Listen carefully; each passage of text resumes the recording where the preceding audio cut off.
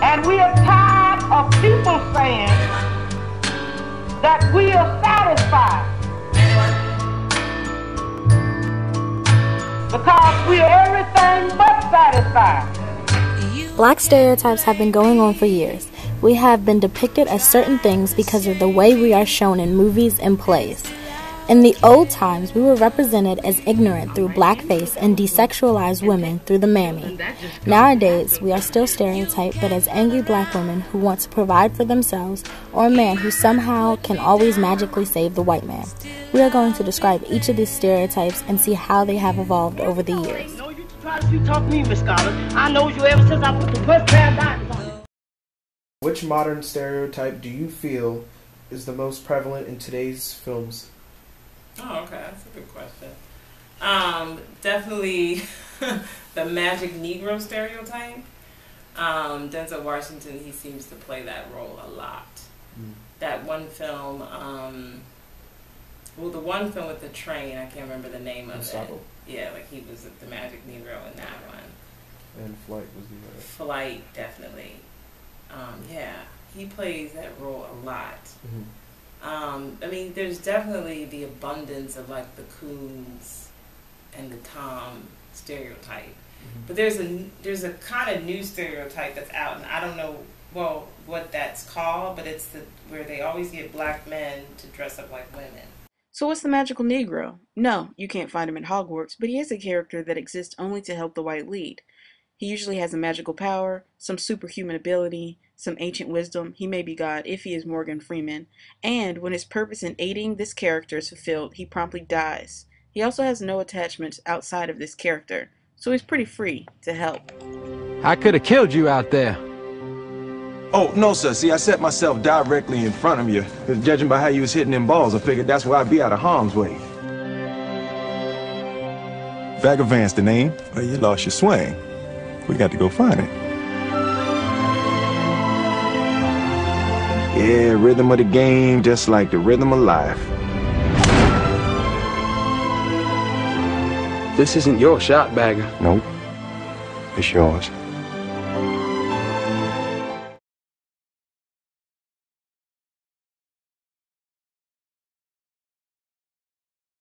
What springs to mind when you hear the word stereotype?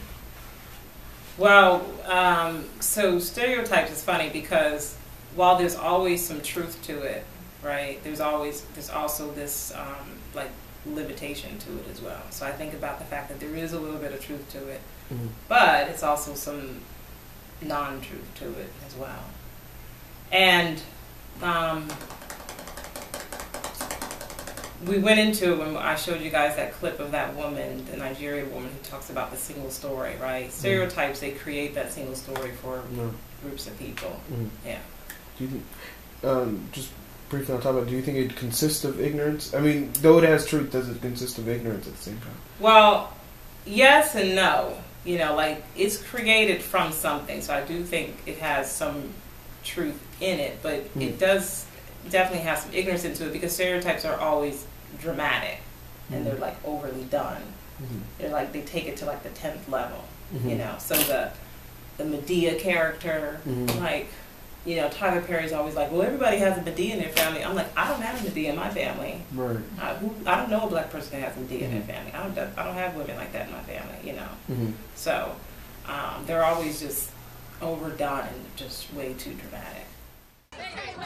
This here is a friend of mine, and she been telling me that a few of y'all been saying some stuff about her. I'm gonna tell you right now, if I catch one of y'all saying something, it's gonna be me and you. You hear me? Shut up, old lady. I'm sick of dealing with your ghetto baby mama. Do you mind? Excuse us. And what the hell are you talking about, do you mind? Y'all ain't ever seen black people on a train? You ain't never heard of the Underground Railroad? I just want my equal, okay? Or at least an attractive, cultured man who's over 6 feet tall, makes 6 figures, and isn't intimidated by my success. Okay, here we go. Let's do a little research here. Ah, this is you. Strong, independent, and lonely women.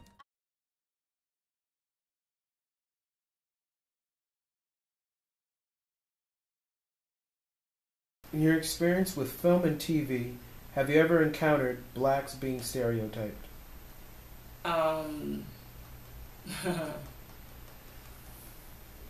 So you mean in my experience as a producer? Yeah. So no, just because like I was doing more so like reality television, but yes, because I knew about it.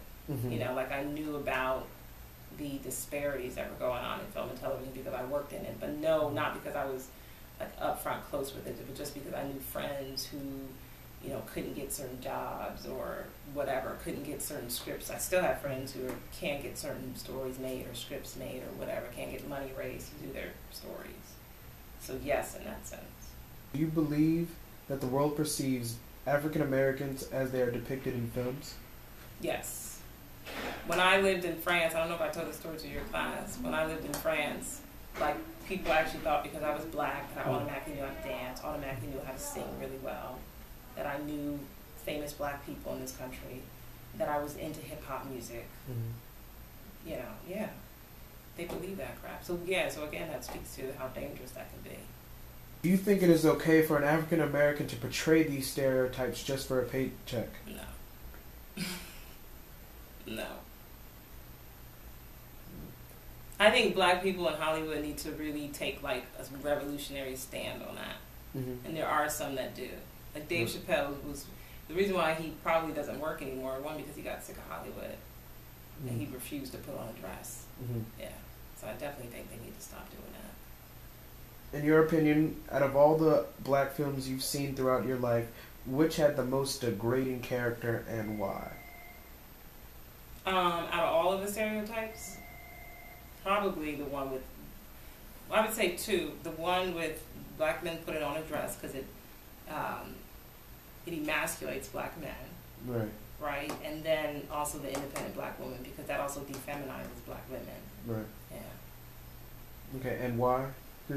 Well, because it's that to me that has a direct effect on our culture. You know, like we need strong men, right? And we need feminine women, right? We don't like you know, that's how you have a family unit. And in most cultures all over the world, you have strong men, you have very feminine women, right? You have men who provide and bring home the bacon, you have women who take care of the home.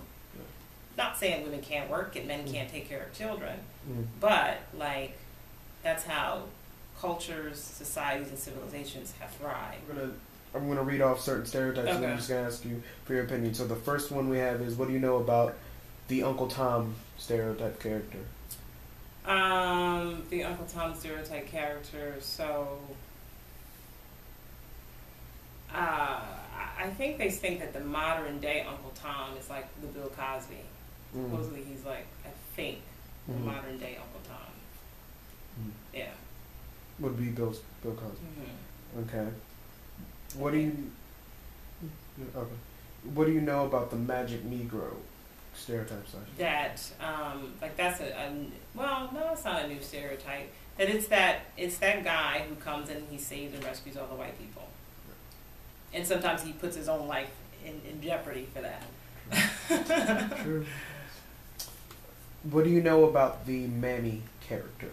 She's the one that takes care of all the white people and sometimes doesn't take care of her own children, or we don't even know that she has children. She's also desexualized, so she has no like sexual nature to her whatsoever. We don't know if she's married or anything. She's a one-dimensional. All of these stereotypes are just one-dimensional stereotypes. One-dimensional overall. Still I'll be there for you. Mammy, darling. No, you try to sweet talk me, Miss Scholar. I knows you ever since I put the first pair of diamonds on you. The world may think I'm foolish. They can't see you like I can. Oh, but anyone. I'm a good cook. It's something I can do better than other people. Makes me a somebody.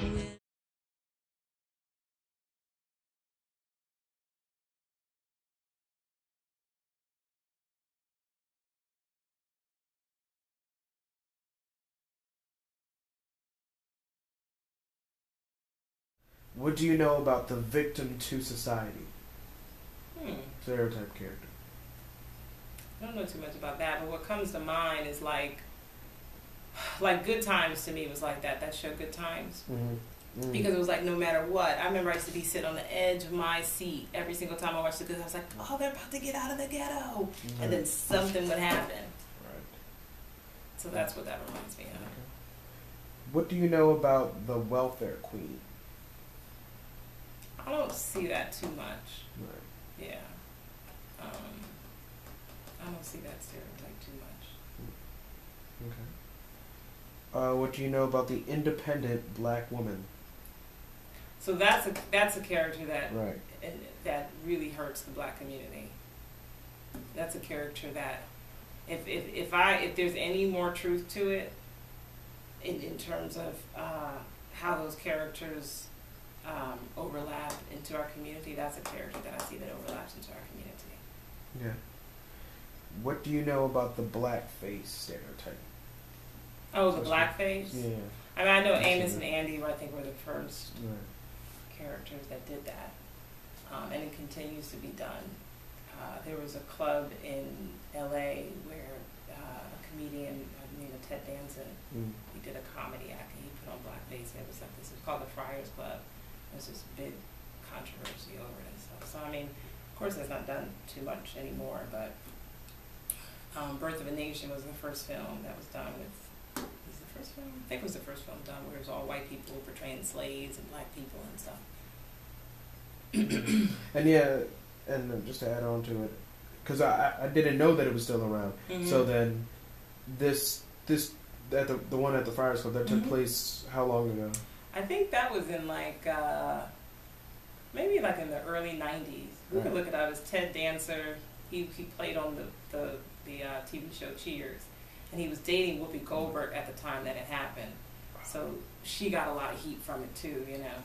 So it was just a little, it was crazy. And she was like, oh, there's nothing wrong with it. It's just comedy, you know. So. Well, why don't you get a job and go to work? Y'all almost had me a job this morning. Where? I went down to the post office and asked that man, could he let me have one of them jobs as a letter toter? No, Cotton, you mean a mail carrier. And the man said before he could give me a situation, he'd have to put me through a simple self-examination. No, stupid. You mean a civil service examination. Well, the man carried me in a little room and set me down and started asking me a gang of questions. Well, what did he ask you? First thing the man asked me is, how far is it from the sun to the moon? He asked you how far it was from the sun to the moon? Yeah, that's what the man asked me. Well, what'd you tell him? I told him if he was going to give me that route, I didn't want the job.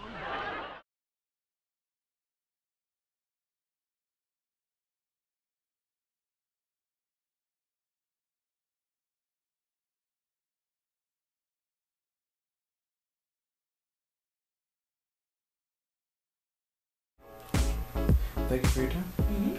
This was our project on Black stereotypes depicted through film. We hope you have enjoyed it. Thank you for your time.